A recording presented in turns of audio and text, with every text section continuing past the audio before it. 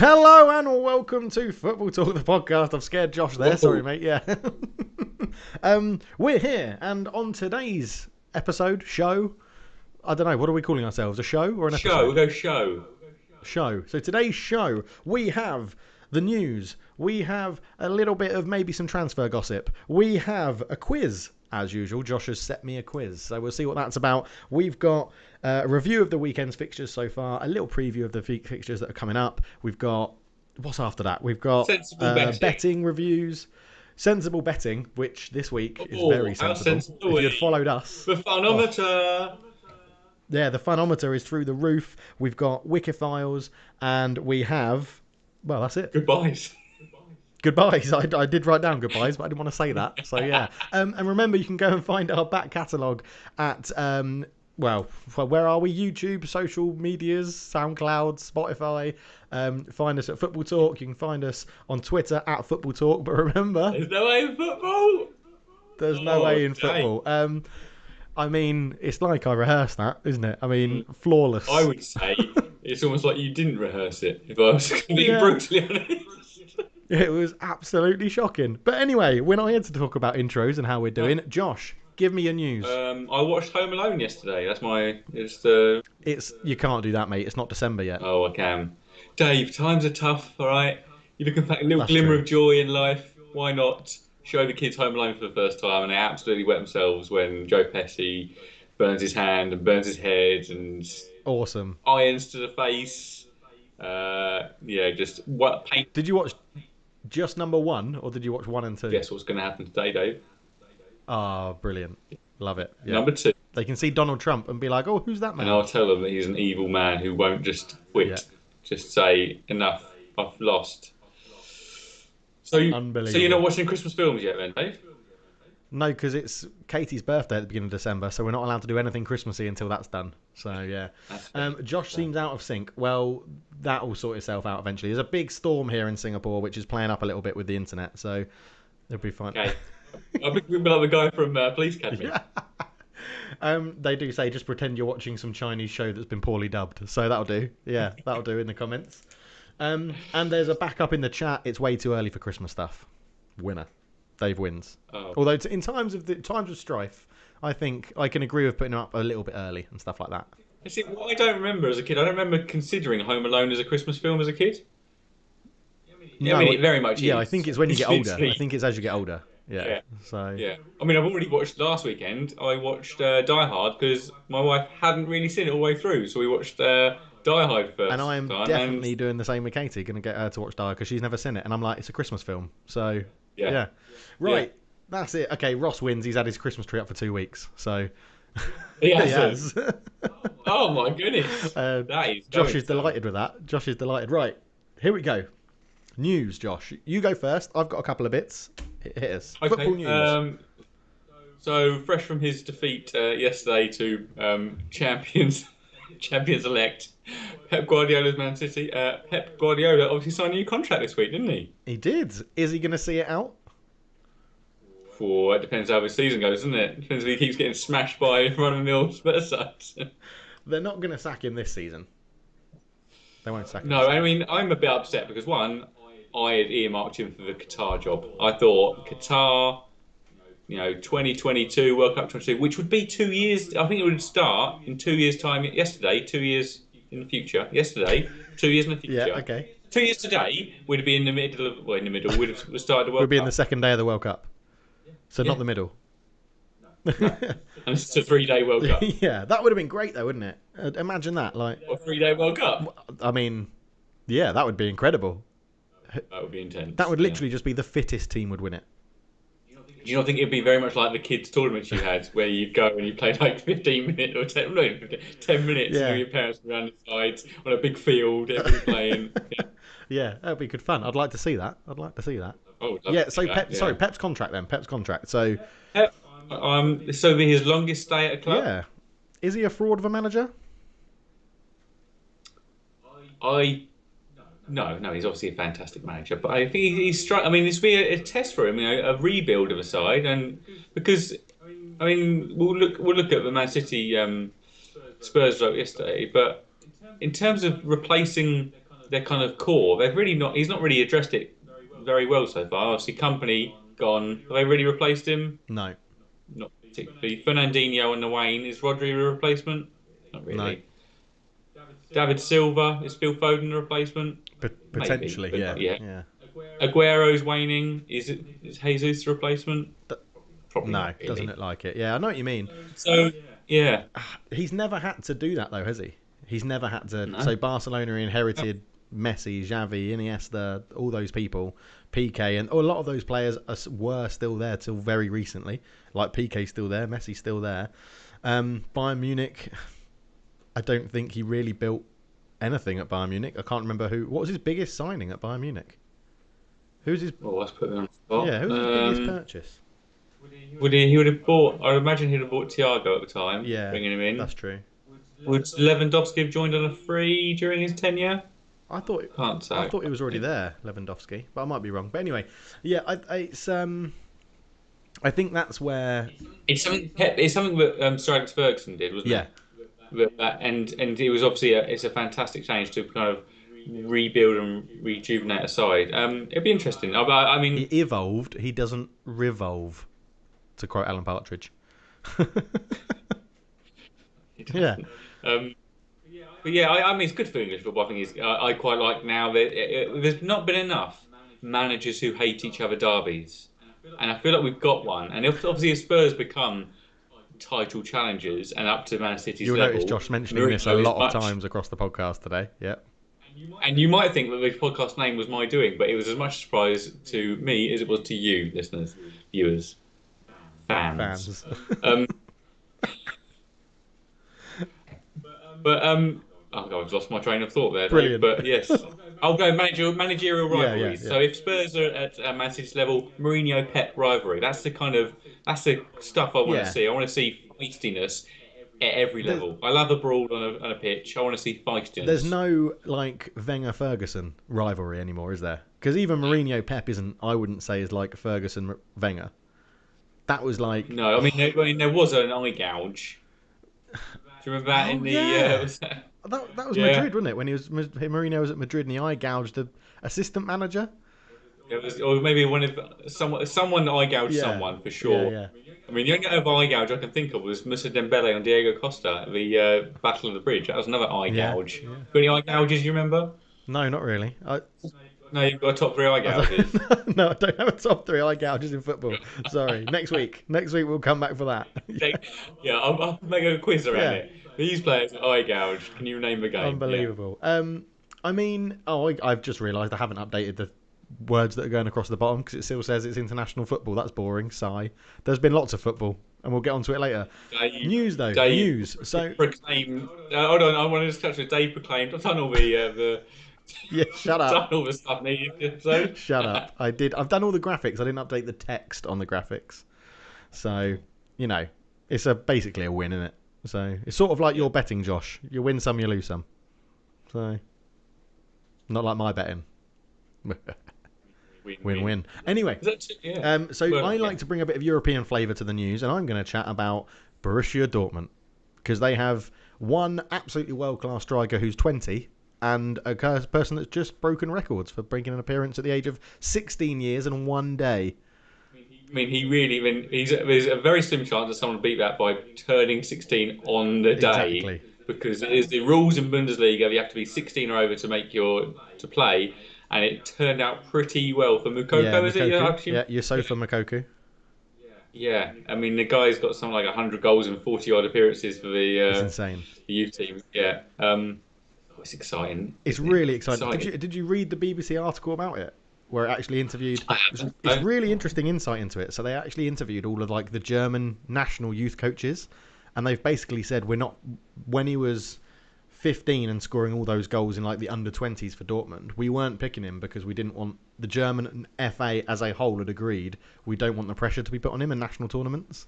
Just let him keep building up at those young age groups, and then we'll introduce him at like under 21s and things like that when he's better. Almost it seems counterintuitive because like. People will notice more if you're scoring like 5 goals in a game. Whereas if you play at a high level when you're playing and you're scoring 1 or 2 goals, it would seem. But I suppose the age will But I still mean, be the yeah, fact. But people notice a lot of he's goals. 15, scoring 120 goals in 44 games for Borussia Dortmund's under 20s. So yeah, he's still going to be pretty good. But yeah, very good to see.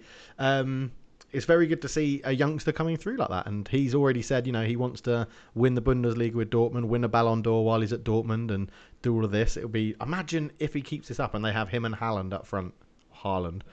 Up front. Yeah, I mean, the big guy, little guy. Yeah, Combo, that will be, won't it'd be it? incredible. Absolutely Maybe incredible. big guy, because Mokoko's probably still got some growing to do, being 16. Yeah, very true. Very true. So Through at the moment, but maybe not I had a forever. bit of that in Europe, which I thought was quite interesting. I've got something I'd like to call out from across the pond for you. For me, it's across the Pacific, I think. Did you see the Orlando City penalty shootout? I stopped watching after 10 minutes or whatever it was. Wasn't it like a 23-minute bonanza? Or Yeah, something? and the goalkeeper got sent off during the penalty shootout. Oh, I didn't see Yeah, that so bit. Go on, tell Orlando me. City's goalkeeper got sent off during the penalty shootout for infringement in a penalty. So he kept on coming forwards off his line. So the referee gave him a second Yeah. yellow because he got booked in the game. The centre back went in goal and saved a penalty to win the tournament, to win the round or whatever it was in the cup. That's brave from the ref. Yeah, There. massively brave. That's brave, stupid, harsh. Yeah, that's a bit mean, I'd say. Or even like, should there be different rules? Like the yellows in the game don't count in the penalty shootout. That's just a bit. If That's he's breaking the rules, if he yeah. continuously break the rules, I mean, there's loads of now conspiracies because it's America. There's loads of conspiracies about the ref was bribed and was trying to get it to win, and this is the only way he thought he could do it. But yeah, go and watch it if you haven't seen it. It's very, very interesting to see. So yeah. Yeah, penalty shootout fraud. Yeah. That's what we're. Go on then. I've got some news on. Well, let's talk about it because obviously it's been very much in the news. I just wanted to get your thoughts on it. Everybody's everybody's man crush, Ryan Reynolds. What do you think about Ryan Reynolds? I think Big he's the fan? new owner of Wrexham, Yes, and I'm a new big owner of fan. Wrexham. Big fan of Ryan Reynolds, both in looks Yeah. and movies. What a hunk! Yeah, eh? what a guy. What a hunk of meat. But why? Well, why do you reckon, Dave? Why has Wrexham taken their fancy? I've heard some rumours why. What's your kind of thoughts? Do you know what? I've not even thought about it. I've not even tried to think about why they would go to Wrexham. Do you know why? Is it just conspiracies? Well, the rumours going around are around. It's quite a laborious job to get a sports documentary, getting through the club's legal proceedings, getting a club to kind of agree to it. But Netflix pays somewhere between I think $500,000 to $1 million per hour, I think, for each sports documentary. And so the rumours are going around that they've bought this club, Wrexham, they being Ryan Reynolds, and I can't remember the guy from It's Always Sunny in Philadelphia's name. But to then get them up the leagues and invest some money, but to then get a streaming service involved to film a documentary, and therefore they would reap the rewards, get money into the club or into their pockets, and do it that way. It's easier to buy a club and get a documentary made rather than get a documentary made about a club that you don't own. But I mean, they've already put more money into the club than the Glazers have. How do you feel about that, Dave? Well, it's shut up. It's just ridiculous, isn't it? It's ridiculous. It is actually ridiculous. I mean, I fully endorse buying a football club. I mean, if I was a multi-millionaire, it is definitely something I would do. Folkestone and Victor would get 100%. snaffled right I was up. going to say, would it be Folkestone and Victor? Like, if Snaffled right up. you were like Yeah. a multi-billionaire, would you buy Spurs though, or would it still be Folkestone and Victor? And Folkestone and Victor, Premier League. yeah, see, everyone that's has watched my YouTube stuff will know that joy of how when I got FM and I got Folkestone and Victor on FM to win the Champions League. That's his dream in real life. Oh, absolutely. So- Yeah. I honestly, there's an area where Folkestone and Victor are. They're on a kind of on the front of a big grassy area, and I have even laid over different stadiums. So I've gone to Google Earth, laid over, cut out the image of Wembley and the Tottenham Hotspur Stadium to see how they fit. And they actually do fit in those grounds. No way. They do. They fit. They take over everything else. Yeah, like the Harvey Grammer's hockey gone, isn't it? area, cricket area. But they fit on the overall polo ground. Oh, They okay. do. Can you imagine if when we were at school, you looked out of our school window and you saw Tottenham Hotspur Stadium? Saw nothing, just a wall of a Wall of a stadium. stadium, yeah. Oh, okay. Yeah, I say that, listeners, if you've got local club, have a little look and see like. I think I enjoy it as a bit of an escapism, a bit of a thought. Like, if you were to buy your local club, what would you do? Would you kind of go completely throw money at it? Like, what are your first purchases? Would you get? Is there a pro who's kind of out of a job? Would you get someone in? Would you put yourself on the board? Would you put mates on the board? If you could put like somewhere in your town, where would the new stadium be? Is it in a good place like, already? Like, would you build it up? Would you build a new stadium, a training ground? I don't know. Shirt. I even thought about shirt colours. I don't like the gold and black for folks with the orange and So black. I don't like you would it. rip it. You'd come in and just. I would go Cardiff City on that boy and change some Oh colours. no! I would go for a kind of Boca Juniors colours, the blue and the yellow kind of being the sun and the sea because we're right by the coast. It'd be very Boca Juniors-esque, I do. which would That would. lend itself to my partner, my co-owner. Yes, it would. Yeah. It really would. I'd be right on board with that if that's how you're selling it. Boca Juniors. Yeah. Yeah, I'd be well in. Cool. So the Venkies have been at Blackburn for 10 years. That's a stat that's just come through the chat. It's gone well, Yeah. hasn't it?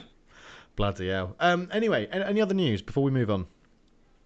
I've got no news, Dave. Okay, so let's move on to quiz. The quiz, Josh. Let's get on to the quiz. Ooh la la la la la la la. Ooh la la la la la la la. Ooh la la la la la la.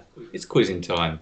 For those you don't know, I am singing a tune to OPM El Capitan. Give it a listen. It might be, I don't know what age our listeners' viewers are, but OPM, I've got two tunes as far as I'm aware.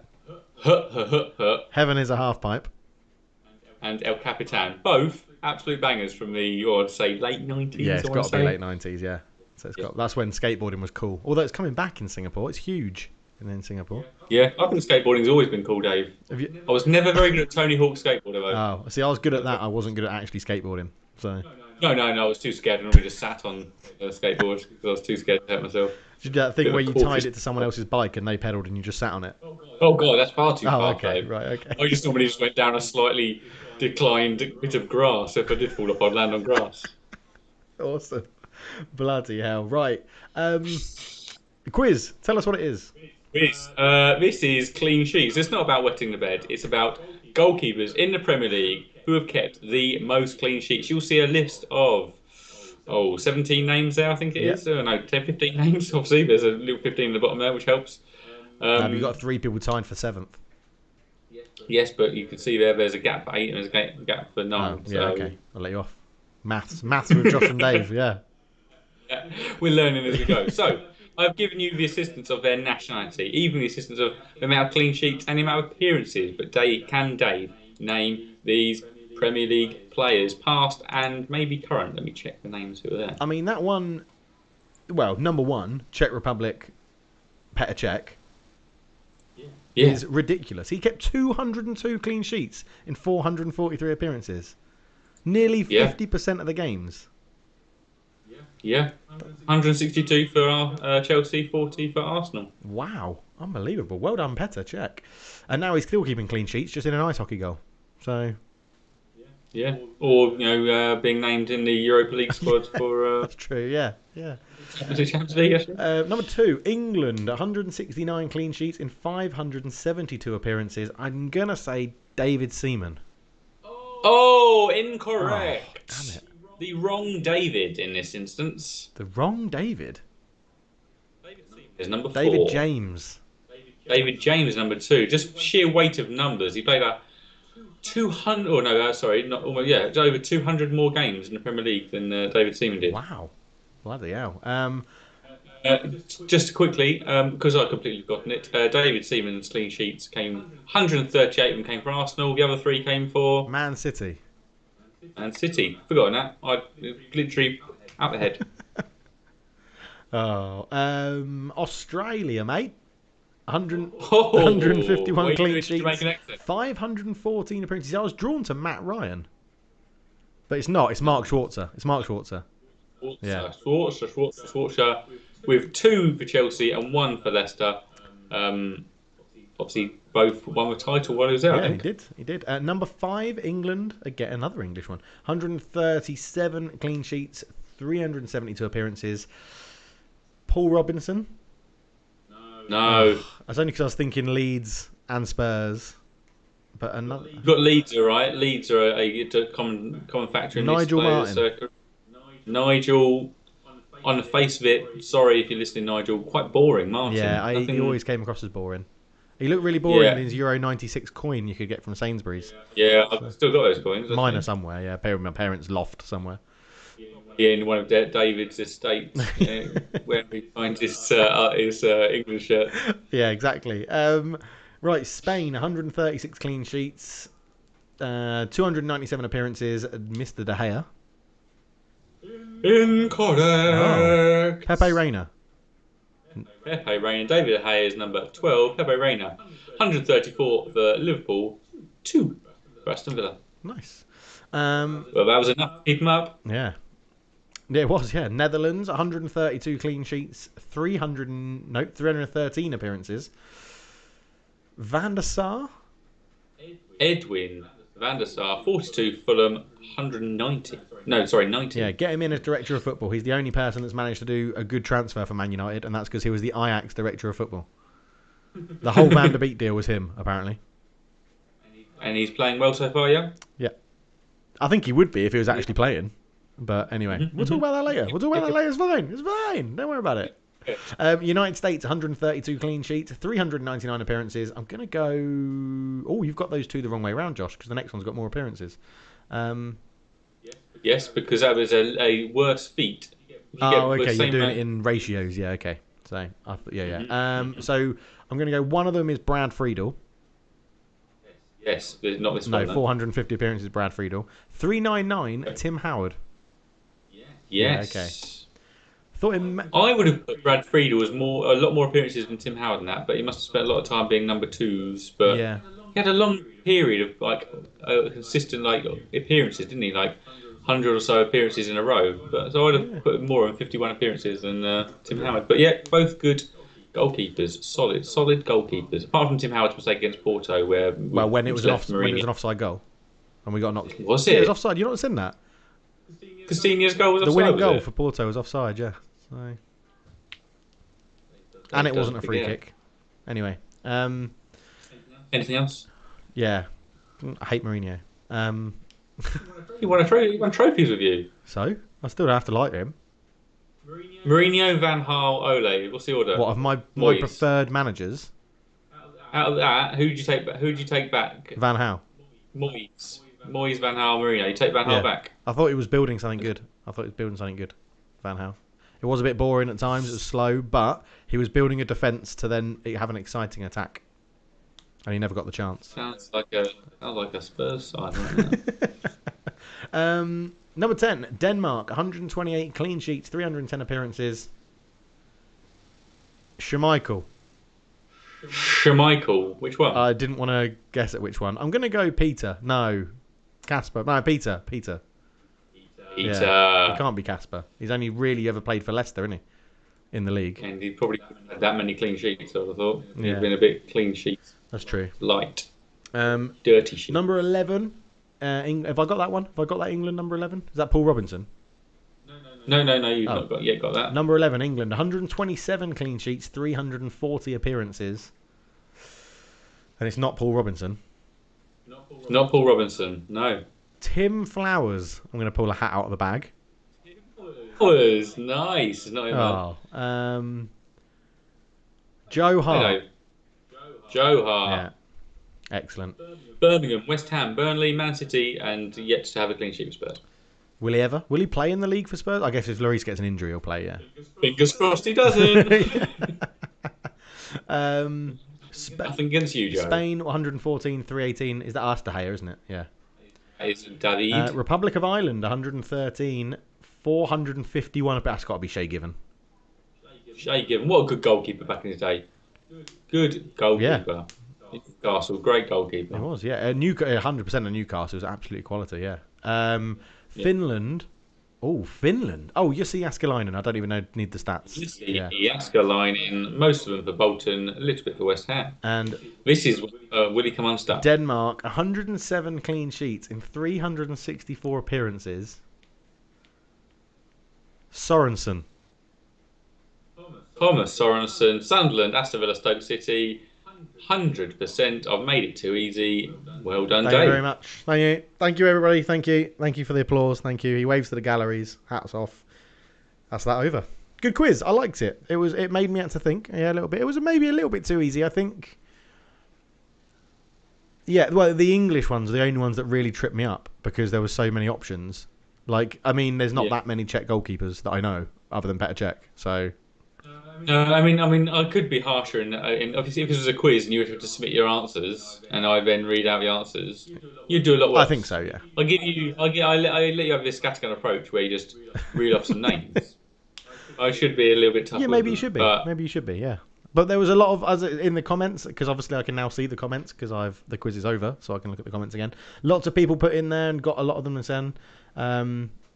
Any names we haven't mentioned who were shouted out? No, someone else said, I wonder if Tim Flowers is going to be in the list. He wasn't there. Given was really good. Jaskelainen, Sorensen. Some throwback names are in there as well. So, yeah. Seems to have gone down well, Josh. Seems to have gone down well. So, how many appearances has Lloris made for Spurs? Oh, he's going to be like our longest serving player of all time soon in Premier League. He's going to be our Premier League record soon. And how many clean sheets has he got? Dave, this is stuff I don't have to my hand. Yeah, well, you can just get ready for the end of the... 269 appearances okay. in the league. I'd say probably 40% of them are going to be... Probably got about 80, 90 clean sheets, I'd say. Okay. All right, fair enough. That's good maths on the spot. He's going to be entering the 100. He should be. You'd like to think he'd get into the 100 clean sheet. Obviously, another one yesterday when Spurs made another step towards the title. What a great segue. Let's go into the reviews of the football from Saturday. So, start us off, Josh, with all the derbies. The Denver Bar Derby, because it's lovely to say. Say it, Dave. The Denver Bar Derby. It is nice, actually. Oh, it is nice. It's Rob's and Denver Bar, obviously, playing for Chelsea, most notable for Newcastle. Capitalising. Oh, the Steven Gerrard slip. Yeah. Don't let this slip. Yes. Yes. 2-0 to Chelsea. And this had some bets in play. It did have bets in play. So we're going to go through the bets that we've done as well, and then we'll do a quick review at the end about how it's all looking. This won me some money. It did not win Josh some money. So I had both teams to score. No, because Newcastle were never going to score in that game. I was very, very confident. Were you a bit nervous when you saw that Thiago Silva wasn't in the lineup? I tell you what would be more sensible from our betting if we did place the bets after the teams have been announced, because it's not sensible to do it so far in advance. You don't know what's going to happen. No, because you place it and then text me and say, remember to do your bets. So I panic and do my bets and then realise I had 2 days before I actually had to do them. Yes, I was actually quite early. Yeah. But and I had a bet on over 2.5 goals because I thought Chelsea are scoring freely, normally get 3 a match, it seems. And Newcastle have been okay, but again, placing it so far advanced, I thought Callum Wilson stood a chance of being fit, wasn't in the side. That's their goals gone. I'm starting to come around a little bit to Timo Werner. In a good way or a bad way, because he definitely should have scored. It's just his pace and power in this match. He's such a little tank of a man, isn't he? He really is. He did cut through a bit like knife through butter. I'm not quite sure if it was his excellence, probably a bit of both, his excellence and Newcastle's inexcellence. Ineptitude. Because that bit where was it him setting up Tammy Abraham? Yeah. Just cut through. It's like, oh my goodness. I think there are certain teams that just cannot defend against pace coming at them, and Newcastle is one of those teams. I'd probably put West Ham in that as well. They just cannot deal, obviously Sheffield United, Fulham, all the people at the bottom. Yeah, and it changes, especially when you're at home as well. Even though there's no fans, I feel like there's a mindset where managers feel they need to be a little bit more progressive at home in a way. I mean, I'm talking about Steve Bruce being progressive. I mean, we spoke about the international break being bleak. I'm pretty sure Newcastle fans are looking forward to it so they can see some decent football for a few weeks. Cutting. But yeah, I mean, overall, Chelsea should have battered them, really, shouldn't it? I mean, own goal. They really should have got over 2.5 goals. They really should have done, yeah. They really should have done. And you could argue Tottenham's closest rivals at the moment for the league. Because... And guess what's the game next week? Tottenham-Chelsea. Oh, Chelsea Tottenham. I think if we're Is going it to Battle of the be Bridge again? Is it going to be a Battle of the Bridge? Battle of the Bridge, and So and this is gonna be. I mean, we're going to lose. We've got a really bad record against Chelsea. Actually, we beat them I this, think this you're year. going to win. I think you're going to win next week. If we win next week, I'll be far too happy. Well, we've all got that to look forward to, I think, next week. So, I mean, Yeah. what do you make of Frank Lampard still? I think he's shoehorning Tammy Abraham into the team. I know he scored. I feel like Werner should be their out and out striker. I feel like Giroud should have been sold. I don't know why he's still there, but Drew's going to go in January because somehow he's going to get to the French national team record as the most yeah, goals, I'd imagine. He's like 7 off, I want to say. And he needs to be playing to lead the yeah, line, France. So I'd say maybe move to Man City. They need a striker. Um, yeah, I think he's just got too many options. It's almost like he's just got such a plethora of options. Like, you know what? Well, Jackson Pollock it, chuck some forwards on this team sheet and see what goes. Right, this is going. But it was quite good yesterday. But the like Mason Mount and Timo Werner, even like Chilwell and Abraham, there's a lot of pressing and a lot of good energy. I think that's what he's got is at a moment they're playing well, winning games, and players are therefore wanting to prove themselves. And there's just a lot of intensity, I mean, a lot of competition up there for those places. And I mean, it was as I mentioned earlier about the Thiago Silva bit. I mean, Rudiger and Zuma. Zuma's been quite. Zuma looks so dangerous from set pieces now. and when he defends them as well. Yeah, he's. I really thought he was spent after his bad knee injury Yeah, and a loan to Stoke. Not many like players then come back. If you go out on loan to another Premier League club, I'd love to see the stats. If you've established yourself in a side, yeah, you go on loan to a different Premier League club. How many come back to play for their parent club again consistently? yeah, It's got next to none. Listeners, who can you remember playing? A season, like playing more than 20 games for your parent club, get loaned out, and then come back and play again. I can't think of many at No, all. I can't. I'm struggling to think of many that. Yeah, nothing comes to mind, and that's the key, isn't it? If nothing comes to your Yeah. mind, then So credit to him for stepping up to the mark, and obviously you get different managers, you get different approaches, but Chelsea they're looking defensively better, albeit against Newcastle, yeah. which is I mean, not great. But Zuma does strike me as a defender that would have suited Stoke under Tony Pulis rather than a top six team, because he doesn't really have that touch and passing ability. He looks like a uh, head-it hoof no, defender. he has operated in midfield before. I remember him operating in midfield against Spurs in defensive midfield and had a good game. He's a real presence. He's got that kind of Upamecano kind of Okay. marauding kind of power going forward. But yeah, Yeah. it's looking all right for them. It's looking annoying. I mean, people talking about if you're talking about Spurs being in the title contention, you've got to consider Chelsea with the amount of money they spent. Oh, Like, they have to. stop giving Frank Lampard a free rein here. Come on, put some pressure on the Well, I guy. don't think that. Well, that's the thing. He doesn't. There shouldn't be pressure on him at the moment. They're second in the league, so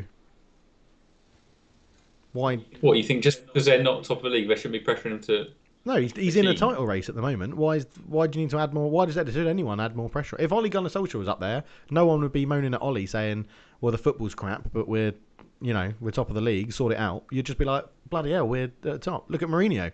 Football's shocking, but you're top of the league and you're well happy. Whoa! Our football's not shocking. Our football's not shocking. You're a stats man, Josh. What was the stats in the game? We'll get onto it.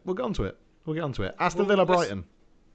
After Darren Bent derby, Darren Darren Bent had a played little for loan Brighton. spell. Yeah, I think when Villa were not a fan of his anymore. I think probably is it Paul Lambert years. They loaned him out and he had a little spell with Brighton. All right. Yeah. Interesting. This is my weekly shout for Lamptey. What a player! He is just. I mean, how Michael Oliver can send off that cute little guy in a match. I mean, so little smile on his face. The guy is destined for bigger things because he would have a lot of assists if he wasn't feeding Mopé and Welbeck. A lot of assists.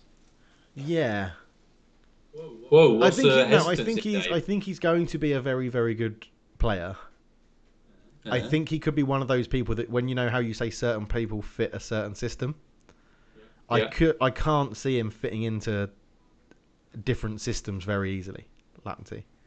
Because if you watch him, he mean, runs up the wing and always cuts inside. Because Brighton's winger doesn't cut in on the right. He stays wide. He hugs the touchline. And how many other teams do that? Most other teams will have inside forwards. Lamptey's got the pace to go around down the outside and put a ball in. Okay, I'm I pretty think sure. he'll be a good player. Yeah. I'm just not. Yeah. I think there's. The bit we've touched on in past weeks is his size. Unfortunately, would leave him. He's a back four. You're taking one of your defenders out and putting a 5 foot nothing right back in there. Susceptible to aerial bombardments on that side. But yeah, I think he'll be good. He'll be good. He got sent off as well. What do you make of it? That's harsh. Was it harsh? That was harsh. I think it was harsh. Yeah. I think it was harsh. Yeah. So. Oh my God, we didn't have a great game. It seems to be in the international break. The referees decided that they're going to spend more time watching TV because so many of them, pretty much every game, someone went up to a monitor to have a little regard day. They did, yeah. A good. I think it's great to see Danny Welbeck scoring. Again, he's a footballer that plays football with a smile on his face, and he's always happy, and he's always happy to be there. And it was a lovely little dink. Well. Lovely little dink. Good goal. A lot of confidence in that finish. Good goal. I mean, he did have some heavy touches, which didn't quite land for him otherwise. But yeah, nice to see him back on the score sheet for sure. And they linked up quite well by playing Welbeck. Yeah. We spoke about Villa being and making good signings this in the last podcast, didn't we? And that's the thing. They've made good signings, and their first 11 is now a step up from their backup 11. The squad as a whole. So when they lose one of those key elements, it drops them down a level. Ross Barkley going off injured after probably 5-10 minutes, was it? That's a big loss for them. They haven't got the player to come in. They're just going back to last year's level at that point. I agree. A few years on, they'd have Barkley and then they'd sign someone who's better and can match that. But you can't be losing your Barkleys, your Emi Martinez's, your Ollie Watkins's, your signings from last year. You can't be losing those and still perform at level. So it's a big blow for them. Yeah, I mean, they probably should have been leading when Trezeguet somehow missed an open goal for Villa at 0. I think it was 0-0. They might have even been 1. Did they go 1-0 up, or did Brighton score first? No, Brighton scored first. Yeah, so I think it was 1-0 Brighton that would have made it 1-1 at the time, where Trezeguet had 2 chances of a shot, fluffed the first one, it bounced back to him, and then he put it over the bar from 7 yards. I just remember the Welbeck goal was reminiscent of Manchester United's defending in the Champions League. As against Bakashir, was it? Istanbul, Bakashiri, yeah. Yeah, and the way that Aston Villa pushed up like 10-15 yards into their own half. It's like, what is this? I don't know. I think there's got to be some impact. It's that pre-season. It's that pre-season day, that defensive training. That's all they do in pre-season is train defending. So. But overall, it was actually quite an enjoyable match. And are there people out there? I mean, asking people in the chat and listening, who dislikes Brighton? They're a bit boring. They're a bit meh. Like Graham Potter is a bit. Like dislike is I don't dislike Brighton. If they're relegated, I probably wouldn't care. Is that what it is? I think they're kind of like a football club by numbers. Like, nice stadium. Has it got anything about it? No. Yeah. They got a nice American Express, their sponsor. That's a nice sponsor. Is it Nike as well? Yeah. Is making some kit? Again, all nice. It's like Brighton, nice. I suppose it is that kind of. What sets them apart? What's setting them apart? What's giving them that kind of a bit of essence? Like Fulham, for example. Thank you. Fulham have got just about to go. They got that little essence. I was just about to go to Fulham, and my example would have been: I don't give a crap about actual Fulham, but Craven Cottage I want to see in the Premier League, and that's what everybody wants. Yeah. That's what you want. You want Craven Cottage as an old style stadium in the Premier League. Whereas Brighton, you're right. It's a bit. Well, who are we playing? Brighton. Oh well, Have they still got Glenn Murray? That's what everyone asks. Is he still there? I don't know. No one. That's everyone else. Yeah. You speak to the man in the street, Brighton next week. Glenn Murray's still there. Exactly. Because no one. What is Glenn Murray doing, actually? No, Glenn Murray's moved to the Championship. Yeah, he's dropped down a division. So. Yeah, I knew he'd left. I didn't realise he'd signed with anyone. Yeah. But yeah, so yeah, I'm not. If I wouldn't miss Brighton. They've got 1 or 2 players that I think could sign for other clubs and do well, and I'd probably follow the player like Lamptey. I've always been a fan of Pascal Gross, because he's just got so many assists. I like a bit of Yves Bissouma. Ben White, Matt Ryan. Yeah, they've got some. I don't know. I'm just starting to warm to them a little bit. You're coming round, are you? You're coming round. It's Watford. Glenn Murray's at 5 appearances, 0 goals. Yeah, him and Troy Deeney up front. Okay. Wow, that is really kind of they're going to be doing the high pressing Yeah. and all that, aren't Figure out they? their tactics, can't you? Wow. But no, it was good. It was a good decent game. Graham Yeah, Potter I does think the seem to know what international he's break. doing, and I Yeah, like that. yeah, So, yeah. but yeah, His international break was a little bit harsher for Villa, I'd say. A few more players away and a bit more, bit harder to come back from. yeah. Right. Here we go. Go on then, Josh. Let's talk about the veteran Luka Derby, shall we? Great player. Spurs, yeah, I mean, they're such a slow player, so slow. He's still playing, I think. Thing is, I would say I think Lokomotiv it's Moscow. Lokomotiv Moscow. Yeah, I think it is Lokomotiv Moscow. Yeah. But yeah, come on then, Josh. Talk us through it. Well, Man City do not like playing at the Tottenham Hotspur Stadium. They, 0 goals scored. that's really impressive for Tottenham. That It is. It's starting to become a thing, isn't Yeah. it? It's like it's so many times commentators reel out a stat, and it's always against Spurs. Like, oh, Spurs haven't won at Stamford Bridge or won once in like 25 years. I'm like, oh, Christ. But it's nice to be able to generate those stats against other sides. I mean, to be fair, the last 3 times we played City, they have dominated the ball and the shots. I think I had some like 70 shots to our 10 in the last 3 games. Absolutely ridiculous. The stats from yesterday's game. But Hugo Lloris made a couple of saves. Yeah, they only had 5 shots on target. Yeah, only 5 shots on Yeah, I target. can think of the most notable being the Ruben Diaz header late on. Yeah. Is the one that sticks out for me. It really wasn't. A lot of shots were blocked. A lot of good defensive. It was a very low block. I mean, Harry Kane spoke after match saying we were looking for a kind of mid block. It was a low block, and we had our 2 stalwarts in midfield. Signing of the season, Højbjerg. Yeah, all right. It was, and this is going to sound derogatory, but it's not because this is where it does work. But it was classic Mourinho. It was classic. It was classic. Like if it was because if that was 0-0, he would say we've got a great result out of that being 0-0. But what it was 0-0 with you having 2 counter attacks that you've scored, and you've taken those 2 shots on target that you have and you put them in the back of the net, which then you have to blame Edison. Because Edison just loves a little run at the player. It's run like, and starfish, so you just have to put it in between his legs. Yeah, literally have to just roll it along the ground. I mean, I'll summarise the stats for you, right? Because you said obviously domination. So possession. Spurs had 34% possession. Man City had 66. Shots at goal. Spurs had 4. Man City had 22. As you mentioned, a number of them were blocked. On target, this is the key one. On target, 2 for Spurs, 2 goals, and 5 for Man City. So they had 22 shots, but only 5 on target. Corners. How many corners did Spurs have? I can't remember us having a corner. 0. Man City had 10. And Man City fouled you more, 19 times, which surprises me. Yeah. It shows you had very disciplined. Yeah, barely got. Do you know what? That's the thing.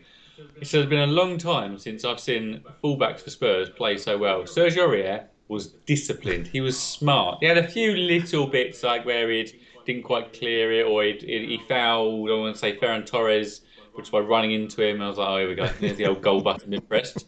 Sergio Aurier mistake equals goal. That's the formula used. But no, both Reguilon and Sergio Aurier had decent games. Eric Dyer. The bit I like about Eric Dyer is he's intelligent. Therefore, I believe he has capacity to improve. Yeah. And Eric Dyer, alongside now injured Toby Alderweireld, was becoming something. Who I don't know who's going to line up with. I don't know how long Toby's injured for, but I honestly believe that Eric Dyer's got the capacity to become better and better and better. And a really good game yesterday. Okay.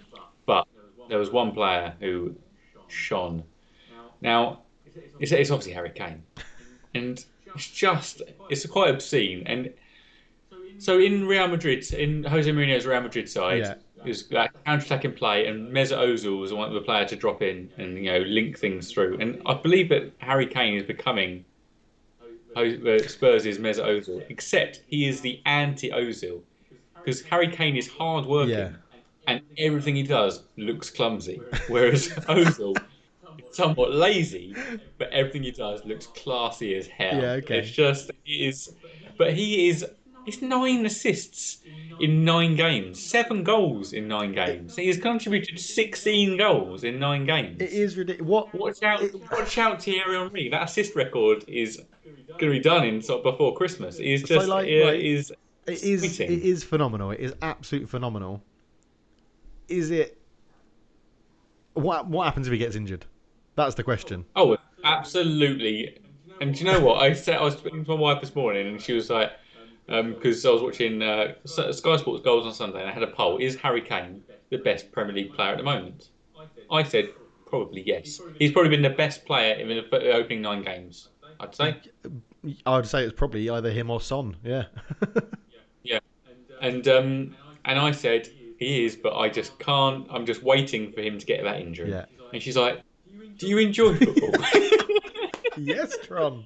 You're always so negative. I'm like, I know I am. I can't let myself enjoy It's the things. years of I hurt. It's can't. the years. It's like when England get to a final and it goes to penalties. You're like, well, that's the semi-finals Yeah, and penalties. We're done. When England faced Colombia in penalties, like, well, it was nice, Yeah. nice run.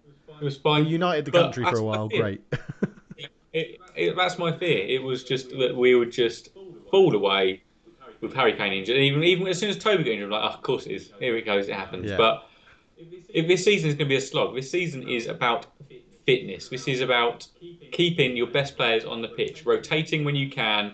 And like Toby's injured. Toby's not long, but like you've seen with Liverpool's lineup this afternoon will be a shadow of its Yeah. title in itself. It won't be the centre backs. There won't be the right back. There won't be the centre mid. There won't be the right winger. There won't be those players there, and that's going to harm Yeah. them. But if Spurs manage to keep those players on the pitch and I mean, rotate and good striking options, it's just we have got a few. Obviously, you can't live without your best players, but we've got some options. I would definitely say you've got the timing of the pandemic for you to have Mourinho as a manager is brilliant because he is the manager in a slog of a season where it's just about getting a result and that can potentially win you the league rather than having to play well every week and score goals and be entertaining and all of that. Because a lot of people now will be going, yeah, but it doesn't matter if we play bad football. It's like I said about Ole Solskjaer. If he was second, but the football was still dire and wasn't very good, then you would be like, it doesn't matter because we didn't have a pre-season. Not everybody's fit, and we're still getting these results, and that's what counts. And I think Jose Mourinho is the perfect manager for that sort of environment, especially when he can definitely, with Spurs as well, get the us v them mentality. Everyone I thinks it's feel a like he's walkover really playing yeah. Spurs. I really think that he has found his niche here. It seems like it's just working. It seems like we've just got that.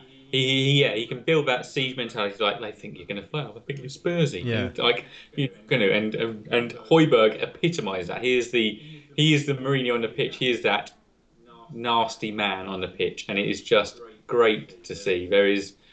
It's exciting, and we're scoring goals. We're scoring goals aplenty. We've got I think the second highest goal scorers in the league. We've smashed mid-table side 6-1, and Right, moving on.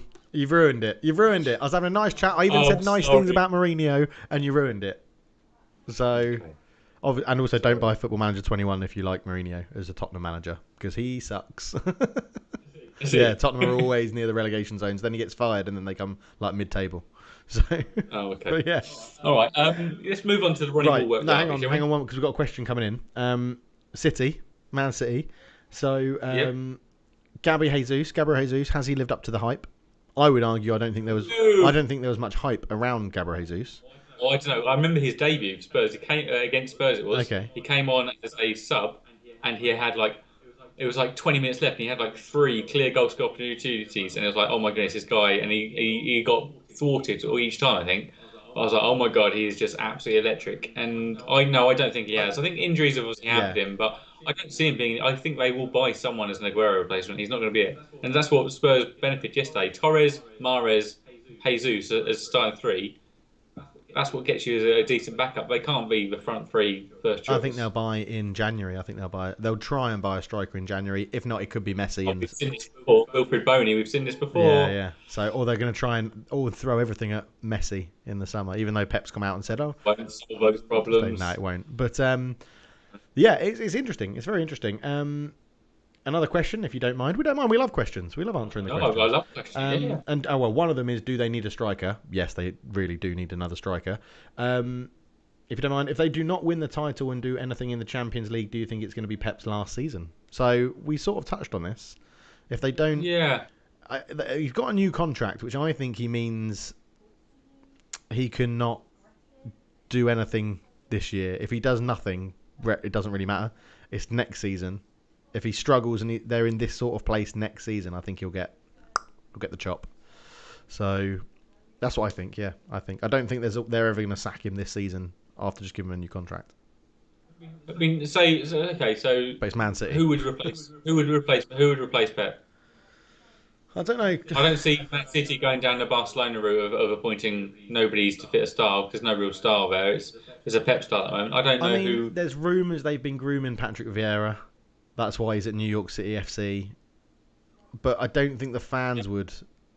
It's not a big name, is it? It's not. You either need someone to give them consistency, or you need a big name that comes in. Allegri. Problem is with big names. Yeah, that's it. The big names are now Boring. are now falling away. Yeah. They're becoming old. Yeah.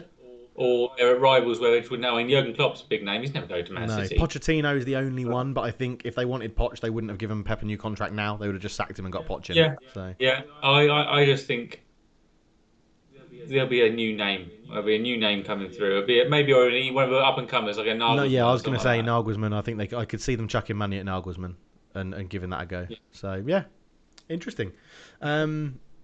Cool. Right. Well, are you done? Is there anything else you want to say? I'm done. I don't think it's too early for title talk, but it's really been quite It's finally seeing the fruits of Mourinho's labour. Yeah. Okay. And we're a year in now, and it's you're seeing the identity of it, and it's nice to see it's bearing fruit. So I won't ask a question about the title then, but I'll ask a question about being a Spurs fan. Is this the most positive you've felt as a Spurs fan in a long time? Yeah, it's been a long because of the tail end of. I mean, the last 18 months of Poch's reign was a slog. We felt like we were just kind of that kind of aging boxer who had a few big punches left in him. We'd knock some people out but get beaten. Yeah. And then the first kind of 9 months of Mourinho's tenure has been a bit hard to bear. But yeah, so it's been a couple of years. Okay, it's been good, excellent. And then we'll go on to the Darren Fletcher derby. Ronnie Woolwork. Ronnie Woolwork. Sorry, Ronnie Woolwork. There's a few. Thomas Kuszczak, Darren Fletcher. Yeah. It's a well-trodden path for goalkeepers, actually. Anders Lindegaard. Kieran Richardson.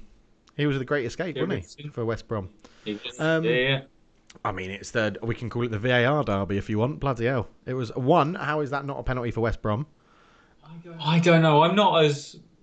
Do you think... I'm not sold on it. I wasn't actually sold on the handball, the Jesus handball in the Man City match. That was a definite handball. It's close. It's really close. That one, I don't know. I feel like there's a certain angle. It looks like Bruno's kind of kicked the ball and taken his leg out of the way. I don't know. I feel like Fernandes has tackled him, and he's got the ball. But the ball, in my opinion, the ball doesn't move enough for it to say that it's a legitimate tackle. Because if Fernandes does that tackle, but then doesn't kick the what's his name, Johnson, something like that, leg, the youngster. If he makes the tackle but doesn't kick that guy's leg as well, that guy's still going to have a shot on target because the ball didn't move enough to stop the advantage being with the striker. So the fact that he touches the ball but then kicks the player's leg, which takes the players out and stops the shot happening, I think it's a penalty. You know what? I think we actually got some consistency though, because you don't think it's quite similar to the penalty awarded in the Villa match. Solly March on Trezeguet, I think it was, and it went to VAR. Yeah. And Solly gets a little flick on the ball, it probably stays within Trezeguet's control, then goes through to the man, and then Oliver reviews it. Dame's got the ball. Yeah. I know. I can see the consistency, but for me, I thought, I was watching the replays, and even the commentary out here in Singapore was like, yeah, that's a penalty. It's got to be a penalty because there's no discernible advantage given, but it was turned over when it's still the same thing with me. It's still the same. Oh, you need to go and check the screen for that, which means it's not going to be given. It's whatever the decision was is going to be overturned because they've had someone higher up say you need to go and look at it. So I suppose I had that with in the Brighton match, and he didn't overturn it. The Højbjerg foul in the lead up to Brighton's goal. That was like the only incident this year, this season, I think, where he hasn't overturned it. Okay, so bloody amateur. And then it was pretty boring until we got our penalty, which was a fantastic save, but he was so far off his line, and that is the rule. He was quite far off his line, and he was so far off his line for the year. And then the second one, he was miles off his line as well. So I don't know what he was playing at, Sam Johnston, but ex-Man United goalkeeper. Had a really good game, to be fair. He did play. He did a very good game. Like that Rashford chance and the Martial shot, both probably his two biggest saves. The I'd say. Martial shot was incredible because it was hit quite well. It just wasn't enough in the corner. But that Rashford one, because Rashford does he does like the dummy shot and sends Of course he does. Johnston like stumbling, and then he still managed to touch it past the post. But I mean, it's still with United. It's still the thing of these teams can just set up a defensive display, and we will not be able to break it down. And when we do break it down, generally we come up against the goalkeeper who's in incredible form. And it was very annoying. I think West Brom actually played the game plan they had really well, and they were hoping to nick a goal. They did seem to break quite well. There's good chances I'll say Johnson on the left, left-footed shot, well saved by De Gea. They hit the bar. Was that actually hit the bar?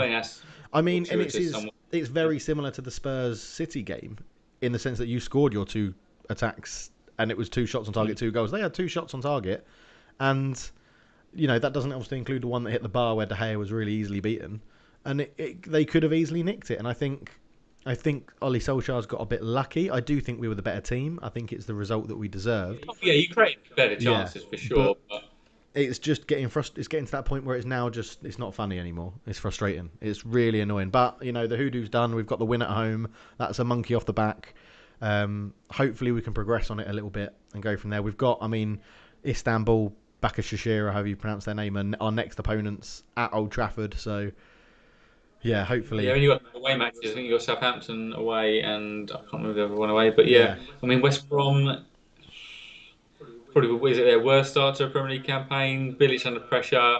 Next 3 games are massive. Sheffield United, Crystal Palace, Newcastle. Yeah, I think I heard, if I remember, 4 or 5 points out of that. Yeah, if I remember rightly, I think I heard it was they've had the worst. Comparing it to last season, this is the worst ever change in form between 2 seasons. So in the in the Championship, Bilic came in and won his first 9 games in the Championship, and now in the Premier League, has he lost all of them, or have they drawn one? They had a 3-3 draw against Chelsea. 3-3 draw against Chelsea. And we've got 2 draws today. No. So we've got again a few questions. Should the goalie on the line at the penalty rules be ridden off? No, they should stand on their line until the player's contacted the ball. Because what's just stopping them charging the guy down? The only thing is the whistle, and you can't say you can move off your line as soon as the whistle's blown. There has to be a rule to say when you can move off your line. I think it's unfair on goalkeepers to say they can't jump forward and then to the side, but when do you draw that where you're only allowed to jump off your line? And it feels like there needs to be like a starting gate. I know what you mean. You know how you get in a horse racing or BMX riding, and as soon as it goes, the gate goes down and something happens. It almost feels like you need that set up. So they stand there behind the gate. You press a button, and at that point the player has to start his run up. I don't know. Yeah. Yeah, I don't know. And that's the problem. But it is always a frustrating one because the clamping down of it seems so irregular. Yeah. It's become a bit more like so many times you could look at penalties where they're encroaching and stuff. It's tough, and there's a lot more penalties this season. Fran Fernandez's penalty count is obscene. Yeah. He's like getting close to like top 10 penalty scorers in Premier League history. It's just like I know, but I do think you can't. You have to have a rule in there that says when the goalkeeper can move, and you can't do it on the referee's whistle. So the next best thing is when the player contacts the ball. I would argue to say that if they do a stutter or a skip, the goalkeeper should be allowed to move as soon as they do that near the ball. So when Fernandez is in the air, I don't like this stutter. I don't like it at all. But it's so subjective. All of that stuff. There's no clean cut next to it. It's all you need the goalkeeper and the blow of the whistle got to be on a point behind the line. So then he jumps forward and there's a secondary line behind the goal. I don't know. It's a tough one to take because goalkeeper's already at disadvantage. Like the expected goals for a penalty is something like 0.6, 0.7. It's already in the favour of it. Exactly, yeah. Unless you do like a countdown, like the whistle's blown to say you've got 5 seconds to take this penalty, and on 5 seconds the keeper can come off his line and just kill you, just boot it away. Like I don't know. Yeah, I think you need something in there to do it. And has Rashford burnt himself out? Yeah, he's knackered. He's knackered. Is he? Yeah, I think he shouldn't have. There was rumours he had an injury before the game and wasn't going to play. So the fact that he was in the lineup surprised a lot of Man United fans. That's because there's barely any rotation of Yeah, that and I think, side. a lot of people saw it as, well, if you're going to rest him, you rest him for West Brom because we need to win in Istanbul. We need to beat Istanbul in the week. And then you'd rather have him for Southampton away than West Brom at home. But yeah, it stayed in. How did Alex Telles get on? Stats wise, really poorly. 8 crosses, none of them completed. None of them found a target, or none of them found a Man United player. I think positional wise, he did well. I quite liked how he played. He was very attacking up and down. He looked a bit like Reguilon. He looked a bit unfitter than Reguilon. But he looked good. He looked attacking. He looked better than Luke Shaw, so that's a plus. Yeah, good. I mean, he seems to be on a lot of the deeper set pieces and corners. He took a couple of corners from the right hand side for in swingers with a left foot, and they look decent. He's got a decent set piece on him. Yeah, I was comfortably impressed. You weren't unimpressed. Yeah, okay. yeah. I wasn't unimpressed. Yeah, I wasn't unimpressed. I think he'll do really well for us. We just got to get Martial to get out of the way because he quite like to drop off into that space. Just quickly then, Aaron Wan-Bissaka, just over a season there now. Is he the mainstay? Is he going to be there, or is it eventually? I think if the plan is to always have the more attacking fullback on the left, Aaron Wan-Bissaka suits that perfectly. And I think he can. I think it's easier to teach someone how to cross a ball than how to tackle. I'd rather have someone that can tackle as well as him and try and teach him to cross than try and have someone that can really cross and not tackle as well as he could. Yeah, I like Aaron Wan-Bissaka. I think he's really good. I think he's what we sort of have needed in the defence. You need someone that you have 100% confidence that if someone runs at him, he'll tackle him. Yeah, absolutely. It's not nice. It's very unsettling when you know your side's lining up and there's a fantastic wing. You go ready to get beaten all day long. Yeah. If you went to me, you can have Serge Aurier who's better at attacking than Wan-Bissaka, or Wan-Bissaka who's better than tackling and defending than Serge Aurier. I'd pick Wan-Bissaka every day. I'd pick Wan-Bissaka every day. Yeah. Right, so what about forthcoming matches? We've got 4 matches today. We have. Any questions we don't get to, because there are actually quite a lot today, leave them in the comments below and we'll type a response to them when we get to them, because we are on a time schedule as well. We do have restricted time. Yep. So yes, sorry Josh, carry on. Fixtures today. Fulham Everton, what are you thinking? Everton all over 2-0. Yeah, Richarlison's getting some goals. Yeah. Fulham, no. I mean, little look out for Ademola Lookman against his former club. Might have a little point to prove. Sheffield United, West Ham. Sheffield United on 1 point so far. West Ham probably defying gravity, doubters a little bit. Yeah. Antonio maybe back. What do you reckon? We briefly chatted about this off air before we came on, and if West Ham turn up, they'll steamroller them. If they turn up and they play as we have seen them play sometimes this season, they'll steamroller them. I just can't help but think West Ham play better against better sides. I agree. I 1-0 either way. It could go 1-0 either way, or it could be really boring. I've got a horrible feeling this is going to be Sheffield United's kickstart. Oh, is it? Okay. I don't see it being goals galore. I can see that coming, yeah. No. Yeah. Leeds, Arsenal. Really difficult. I can't remember what I predicted in my league. I'm going to go 1-1. I just can't see Arsenal. I mean, Aubameyang seems to be on a bit of a decline. He's getting naffle. I mean, play him up overall, front. Put him up front. Don't put him on the wing. Yeah. I mean, playing wing back basically, isn't he? Yeah. Arsenal aren't scoring. I mean, Son has got as many goals as Arsenal, and it's not great for them so far. Get that dig in there, yeah. Just point out the facts. Yeah. Leeds have kind of flattered to deceive a bit, haven't they? They've been. That Leeds-Liverpool match, opening match, was it? That seems a long way off. And but you never know, the international break might have been good for them to get be able to get a bit more prep in. But I think that could be a good match. There's been some previously good Leeds-Arsenal matchups. It could be a good one. Could be a good one. Henri blooters in those days. And then finally, the Battle of the L's, Liverpool-Leicester. What are you going for? 1-1, or sorry for people listening on Spotify, that didn't just cut out, that was just me having to think. 1-1 or 2-2, I think. A draw. I'm going for a score draw. Score draw, okay. It's going to be, as we mentioned, depleted Liverpool side. I think that should be an exciting match. Leicester have been pretty exciting. Vardy might have a party. I mean, it finishes in time to watch a bit of I'm a Celeb tonight for everyone. So, you watching, Dave? Did you get that over in Singapore? No. It's in Wales, isn't it, this year, I've heard? He's in Wales. He's in a castle in Wales. Unbelievable. Unbelievable. That actually prompted my quiz this week, my poll, sorry, on Twitter around. Um, Scarf. they all got they got their luxury items, and Jordan North, the Radio One DJ, who's incredibly scared of pretty much everything. He had to they're starting. They had to do an abseil, and he was so nervous at the start of doing an abseil down a small cliff that he vomited with nerves at the top of that. Yeah, he was very Oh my scared. word, that's embarrassing. And then doing his first challenge, he was like, happy place," much like Jim Carrey in Dumb and Dumber. He was like, "Find a happy Yeah. place."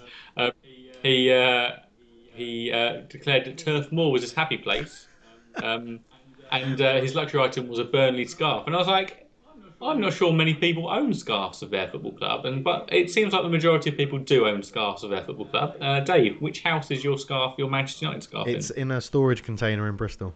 So Is there not much need for scarves in Singapore? Is that no, what you're yeah, saying? there's not that much. I've got loads of Man United scarves.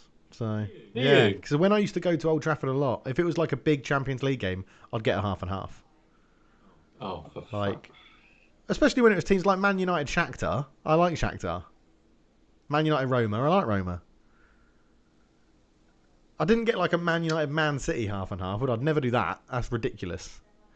I've never bought one Premier League. I've never done it like that. It's just when a European club that I No, like to watch. you know what? I was about to say turn me on, but you've turned me around. Any day, mate. That's I don't fine. mind that because we have some favourite Yeah. clubs around the world. So yeah, I can understand it. Yeah, that's nice. Yeah. I like it. So, and then I've got a really old, like 1999 Man United scarf, and then I've got one that was a bit more modern that my mum bought me when I moved to Birmingham because she thought it was going to snow every day. So, but yeah, There you go. yeah, good. Right, moving on. I got a Wikifile. Here comes a Wikifile. I got a Wikifile for you. Hey, I sent this to Josh and had a little wry smile. And he's, if you're watching, look at that face. Just look at that Okay, face. right. We start off in Romania. Oh, Is Budapest just say in the live chat you can get your comments in for guesses because Josh can't see the live comments as far as I'm aware. So Okay, I cannot see. I've never seen. 2001, 2002, MTK Budapest, nothing. Did nothing there. But then a year later went to BKV, Elore SC, 16 appearances, nothing. 2003-04, Bodansk, you go for 27 appearances, no goals. Well, we're hoping this is a goalkeeper or a defender. So joins Tottenham, 3 years at Tottenham, no appearances. We loaned him out to Chesterfield. We loaned him out to Coventry. We loaned him out to Sunderland. Only that solitary appearance for Sunderland, not the 31 appearances for Coventry or the 7 for Chesterfield. The 1 appearance for Sunderland, Sunderland go, I'll take him. And spends 3 seasons at Sunderland, 44 appearances. 2007, then he has a loan spell. He was out to Leicester, 24 appearances, no goals. Stoke City loan, nothing. Man City loan, 3 appearances, 0 goals, and there's a key appearance in that Man City match. do you know who this is? 2010, I know who this is, yes, Dave, Oh. yes. 35 appearances for Ipswich, 1 appearance for West Brom in the 11-12, and 28 appearances for Tripolis, Asteras Tripoli, I presume, actually. 28 appearances there, 217 league appearances. Hang on. No goal. Before you give the answer, Yeah. what gave it away? Okay, so I was thinking, right, this is a goalkeeper who have signed. And I realised I got Budapest and Bucharest wrong. So Budapest is actually Hungary. I was like, Hungarians? This is weird. Okay, right, I've got a player. Now, I know this player thwarted Tottenham in their seek for Champions League whilst at West Brom. Tick, we have an appearance. Final day of the season against Arsenal, let in some real doozies. He also had 1 appearance I remember against Spurs. Spurs, the night that David Bentley soaked Harry Redknapp with water. He was the man who parried Peter Crouch's, Yunus Kabul's cross. Peter Crouch headed in.